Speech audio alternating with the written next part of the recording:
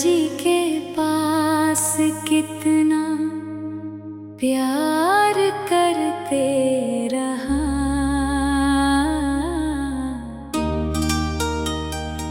दिलवा में तोहरे नाम के हार धरते रहा। दिनवा होखे चाहे अंधियारी रात हो,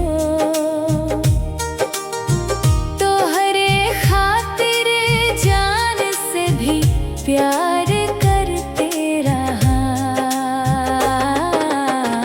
तोहरे मुस्कान पे दिलवा लुटा देनी, सपना में रोज तोहके ही सजा लेनी।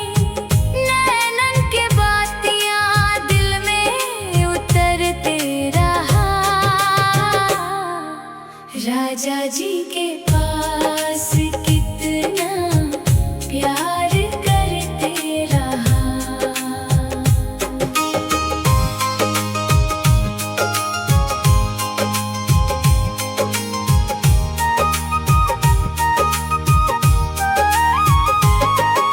सावन के फुहार जैसन लागे तोहर प्यार, जीवन के राह में बनलू तू आधार।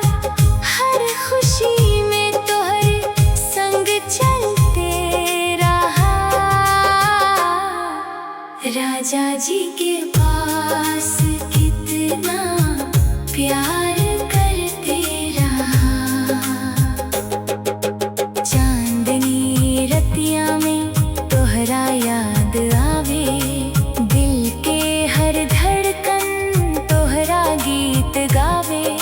जन्म जन्म तक साथ निभाते रहा,